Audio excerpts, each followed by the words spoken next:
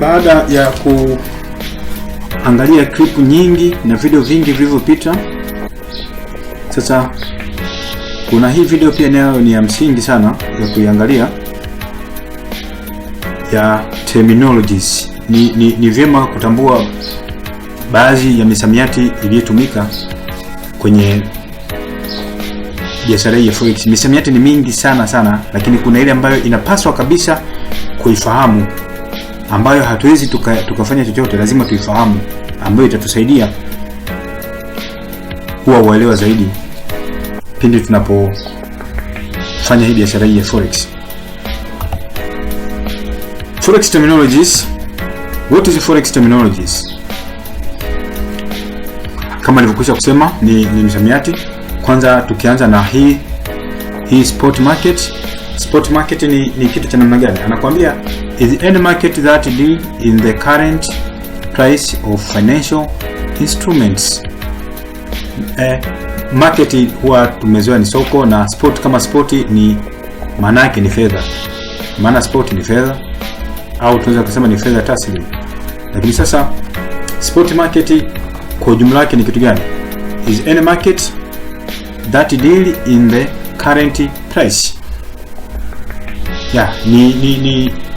Ni soko lolote linalodili na bei iliyoko sokoni muda huo.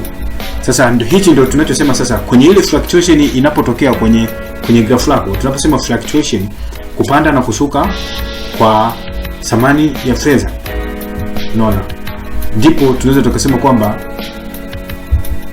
spot market.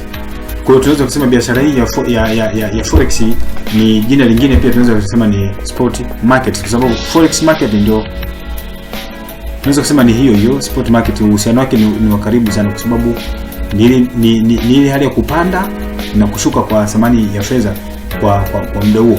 Na tunaposema current price ni bei ya muda huo ambayo iko sokoni, lakini huwa hai stagnant, inapanda na inashuka. Sasa msamiati mwingine ni the forex market.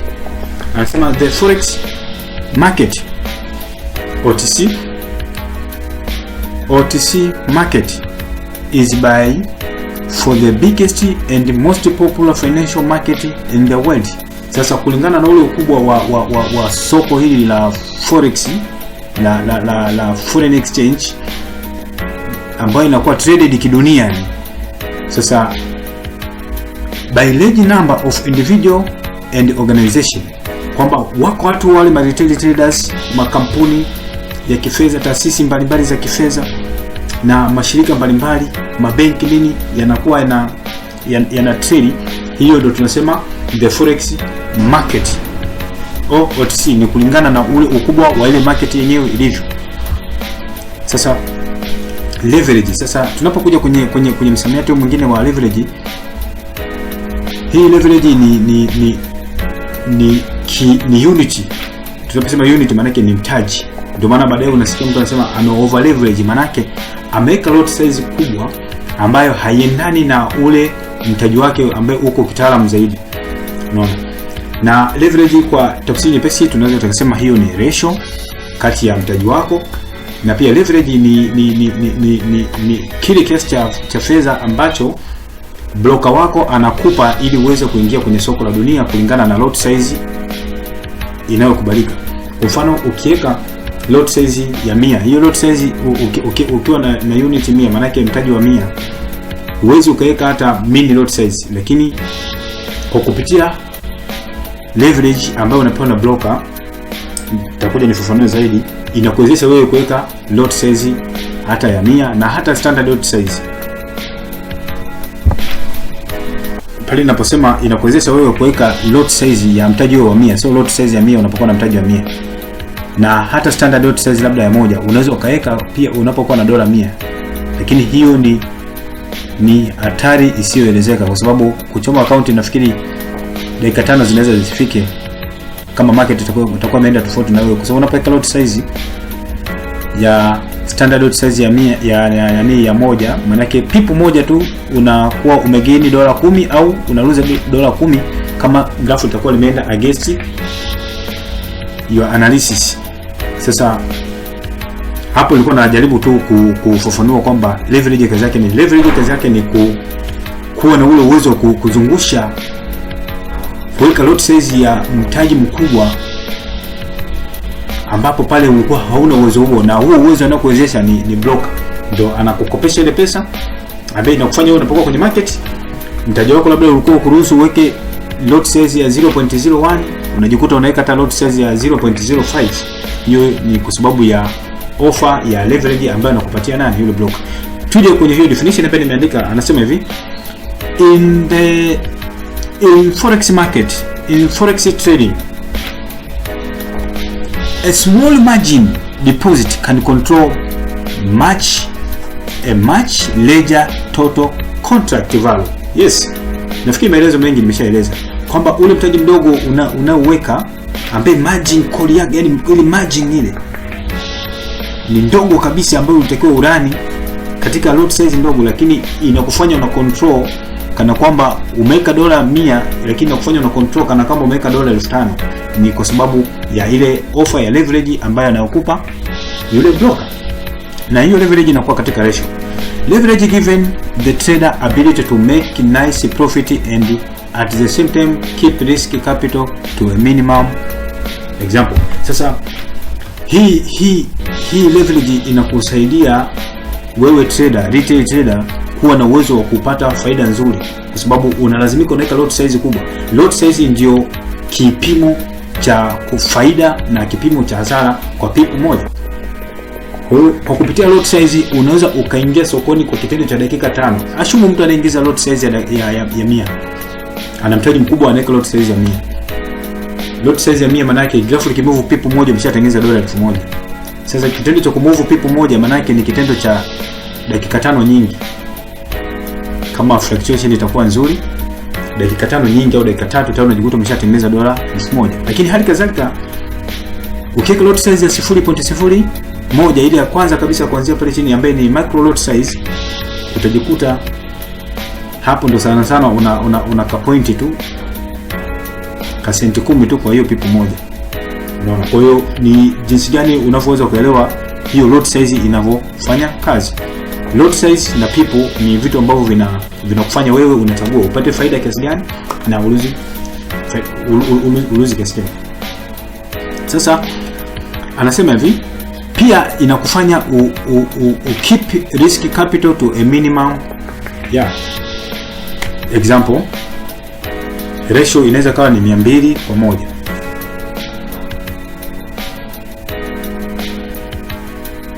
Au 1 kwa 200. Maana yake ni tuchukue hii 1 kwa 200.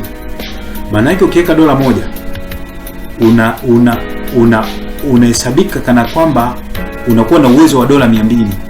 Ukiweka $2 unahesabika unakuwa na uwezo wa $400. Ndio maana hiyo ratio inavyosema hivyo. Kwa hiyo ukiweka dola zako 50,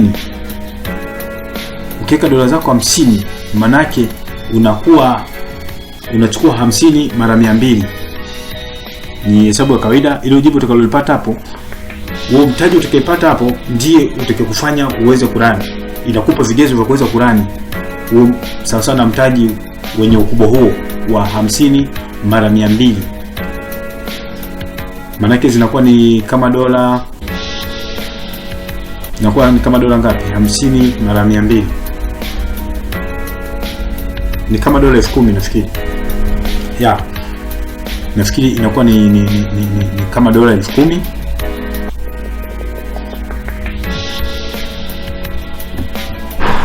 No, 10,000 au 5,000. Ni kama dola 10,000. Kwa hiyo ukiweka dola zako 50 unakuwa na rani mtaji sasa na dola 10,000.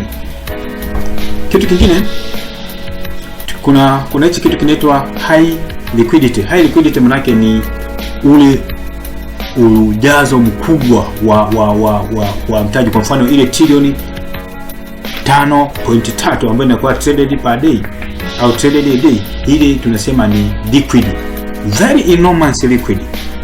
Forex market ni biashara ambayo yenye high liquid ukilinganisha na biashara nyingine yoyote.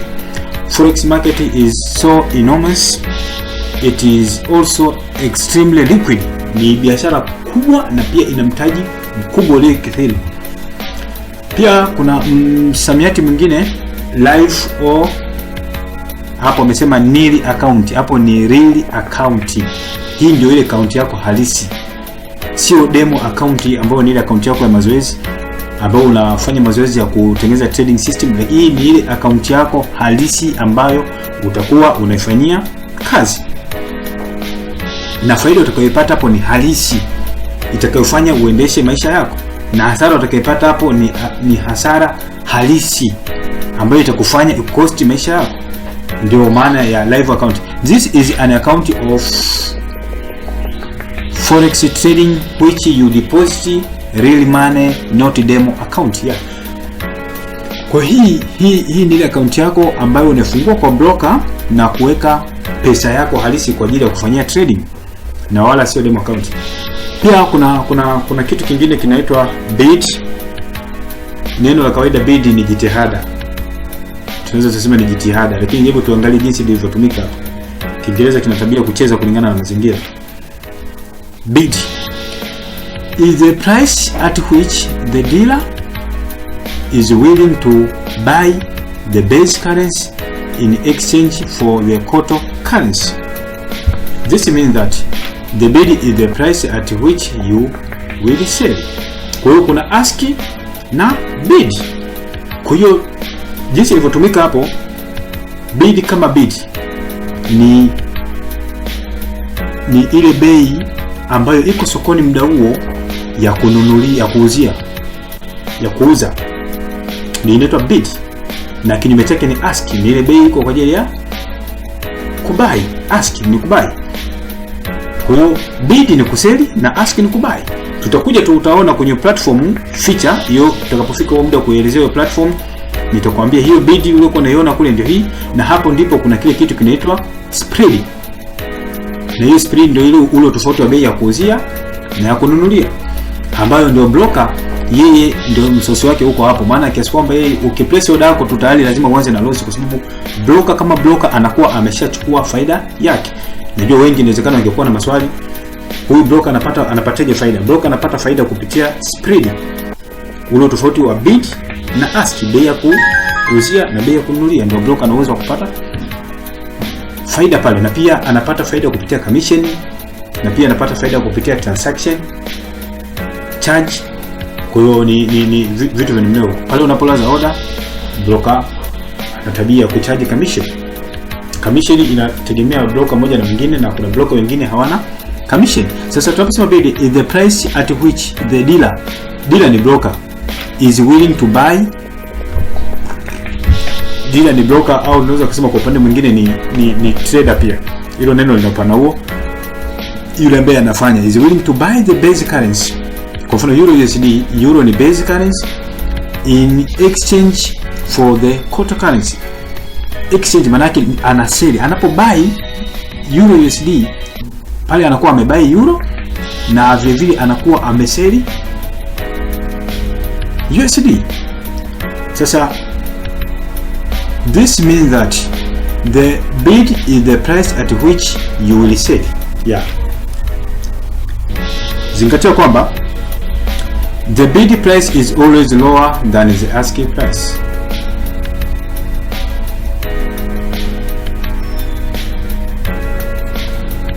Sasa tunakuja hapa, the ask is the price at which the dealer willing the base currency in exchange rate for the quote currency.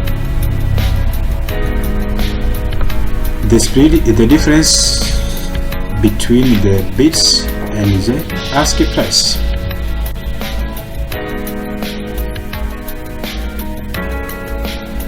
Kwa kama nilivyokuelekeza hapo, hiyo spread kama spread ni ule tofauti wa bei ya kununulia na bei ya kuuzia. Nafikiri nishaielezea hapo kwenye hiyo point ya bids hapo juu, na pia vile vile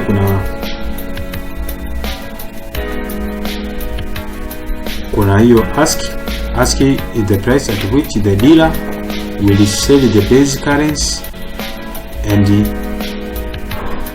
exchange for the total currency.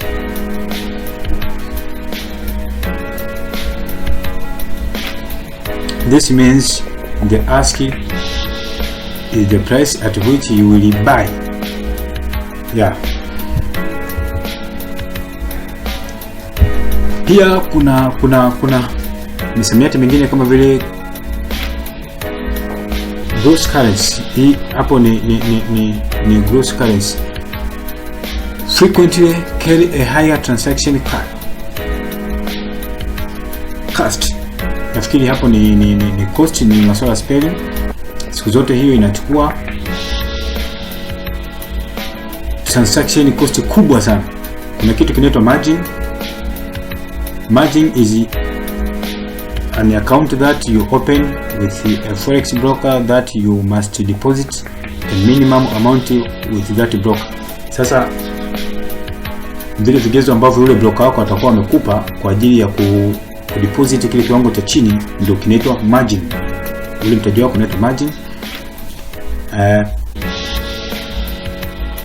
Ndio kama hivyo unaweza kuona example, kuna main account trade, main lot hiyo hapo, broker may offer hiyo.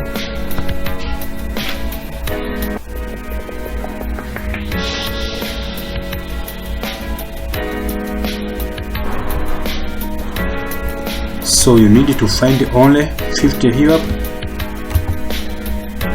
So you need to find only $50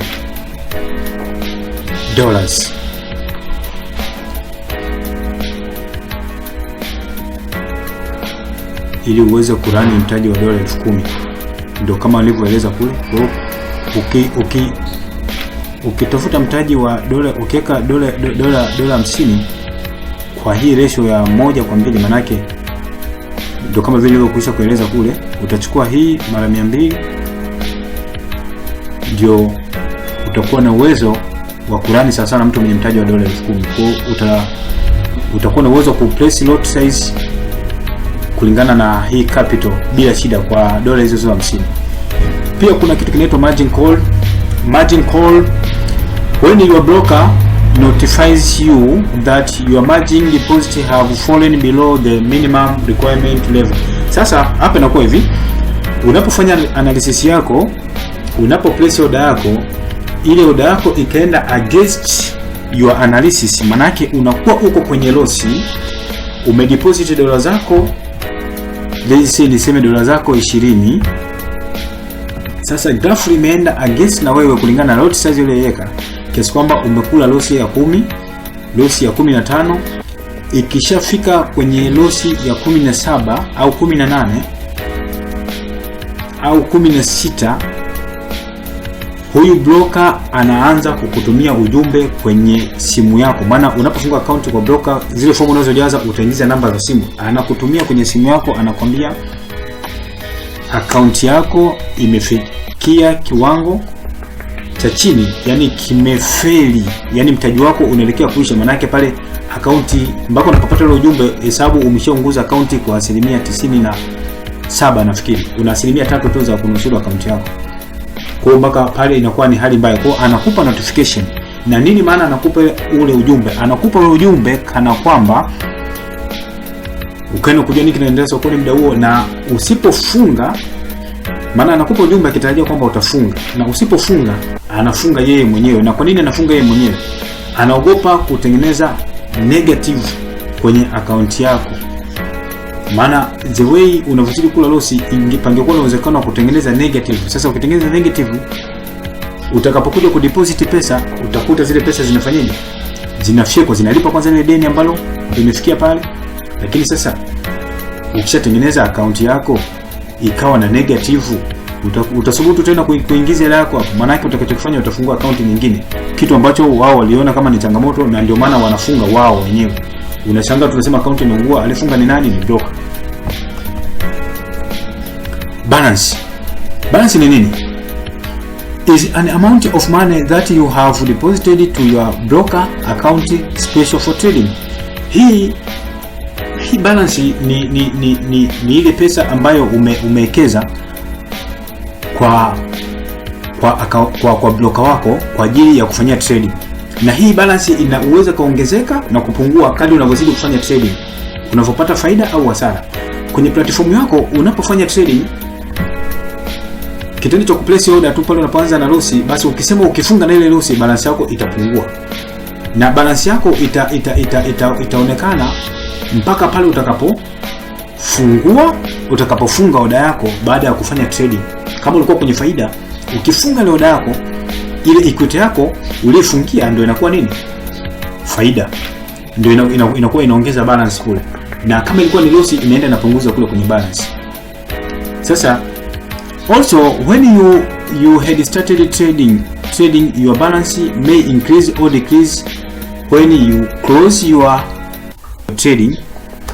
Basi unaweza kuongeza balance yako au ukapunguza balance yako. Utaongeza balance yako kama ile order yako uliyofunga ulikuwa kwenye faida, au utapunguza kama ile order yako uliyofunga itakuwa kwenye hasara. Sasa kuna kitu tunakiita equity. Hii equity ni nini? Equity is a dynamic balance when you open a trade. Sasa hichi kitu unatakiwa ukifahamu na utakuja ukione, na kwenye nafikiri pale kwenye tutakapocheza na platform features tutajaribu kuvielezea hivi vyote ili uweze kuelewa, na nafikiri ile platform features itakuwa ni tutorial ya msingi sana kwako. Unaona, unapofungua order yako, inapokuwa kwenye market muda huo, kumbuka balance yako itakuwa inaenda sambamba na ile fluctuation. Kama fluctuation inaenda kwenye upande wako wa analysis uliyofanya, maana yake unakuwa kwenye profit, hali kadhalika equity yako itakuwa inaongezeka. Lakini balance yako ya awali itakuwa imestick vile vile, ikishuka equity yako inakuwa inapungua. Kwa hiyo utakapofunga equity yako, kama utafunga ikiwa imeongezeka, maana yake ukiwa kwenye faida, ndipo balance yako kule inaongezeka. Ndio hicho ninachokisemea sasa. Na kama utakuja ufunge ikiwa kwenye equity yako panakuwa pamepungua, equity yako itakuwa imepungua, basi effect hiyo itaenda taathiri kule kwenye balance yako. Si unakuwa umetoka sokoni unapoingia kuna kugain na kulose. Sasa maana yake kama equity yako imepungua, maana yake utakuwa umelose, balance yako lazima ipungue, maana yake ni hasara umepata kwa siku hiyo, au trade hiyo ile imekupatia hasara. Lakini kama balance yako equity yako itakuwa imeongezeka, ukiclose order yako na balance yako ile inakuwa inaongezeka. Nafikiri hivyo ni vitu ambavyo viko simultaneous ile, wala havina shida sana. You close a trade with profit, your balance will increase, and if you close with loss, your balance will decrease. Nafikiri hizi notes nimeziandika kwa makini mkubwa ambazo zitakusaidia wewe. Kuna kitu kingine tunakiita volatility au hushpo. Jamani, volatility tumesha discuss sana. Volatility ni ile hali ya soko kutengeneza rapid massive move during a major news. Pale news inapokuwa released, panatokea na news, panatokea na kupanda kwa haraka na kushuka kwa haraka, massive move. Sasa nasema very rapid massive movement during major news release and economic report release, the market can swing. Soko au fluctuation yako au momentum ya price inaweza kaswim umbali wa pipu 20 hadi 50. Samani, haya ni matamshi. Hapa ni pips. Ni masuala ya spelling check. Hapa ni pips, sio pepsin. Mimi niliframe kazi nikapeleka sehemu ikachapa, maana huwezi kufanya kazi zote wewe mwenyewe. Na katika kuhariri pia unaweza kuhariri, lakini sio vitu vyote. Lakini it's the perfect moment to make a correction. Hapa ni pips. Kama nilivyosema, haina haja kuedit mimi, wewe ukishatambua hapa ni pips basi inatosha. Kwa hiyo anasema pipu 20 mpaka 50 kwa sekunde. Kitu ambacho ni hatari. In this situation, it can turn against you into a losing trade just as fast. Kama itaenda tofauti na wewe, unaweza ukaondoka sokoni haraka sana, kwa sababu hiyo massive move sio mchezo. Kama utakuwa umeweka lot size kubwa, kama nilivyowaambia, madhara lot size na faida zake. Lot size faida yake ni unapokuwa kwenye profit, unakuwa kwenye faida kubwa, lakini unapokuwa kwenye loss, na loss yake inakuwa ni kubwa. The higher return, the higher risk. Hicho kitu mimi nataka kufahamu. Pia kuna kitu kinaitwa margin required. The amount of money your broker require from you to open a position. It is expressed in percentage. Sasa hii margin required, jamani, kuna kiasi cha mtaji ambacho kinahitajika ili uweze kufungua position zaidi ya moja. Unaweza kuweka lot size fulani, lakini ukajikuta umefungua position 20 zingine zikakugomea. Zitakugomea kwa sababu gani? Anakuambia zile zinazorani pale ndizo zinazostahili kwa mtaji wako. Vinginevyo mpaka uwe na mtaji, uongeze mtaji ndipo uzidi kuongeza position.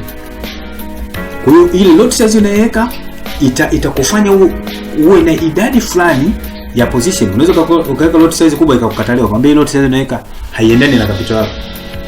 Kwa hiyo hivi ni vitu ambavyo unatakiwa ufahamu, na huo ndio maana ya margin call. Na ndio maana kuna wakati ukiwa sokoni una mtaji wako labda wa $50, umesha balance yako unaona pale kule iko $50, lakini kule kwenye equity ambaye dynamic balance ambayo inabadilika kila muda kulingana na thamani ya fedha iliyoko sokoni muda huo, utajikuta una losi ya $7. Ukiwa na losi ya $7 kwenye ule mtaji wako $50, hutaweza ku-withdraw $40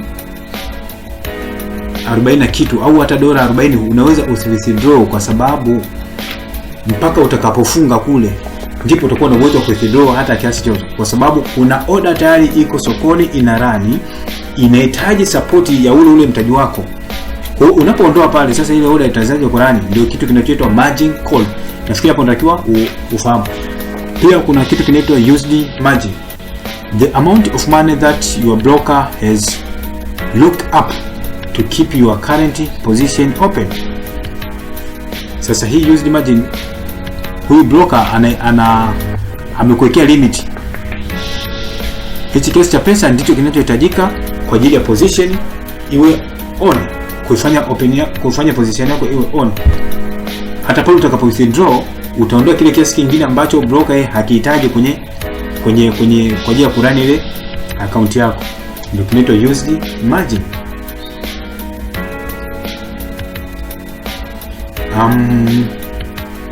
Pia anasema hivi, while this money is still yours, you can't touch it until you close your current position or when you receive a margin call. Hiyo haina tofauti sana na margin requirement. Hata kama ile pesa ulikuwa ni ya kwako, lakini huwezi ukaitoa mpaka pale utakapofunga zile order ambazo zina rani sokoni kwa muda huo, ndipo utakuwa na uwezo wa kuitoa ile pesa. Usable margin. This is the money in your account that is available to open a new position. Ni vitu ambavyo vinakuwa na uhusiano wa karibu. Sasa hiki ni kiasi cha fedha ambacho kuna order ziko sokoni, kuna trade tayari ambazo ziko sokoni, lakini pia kuna kiasi cha pesa ambacho kinakuwezesha wewe kuendelea kufanyaje, kufungua order nyingine. Hapo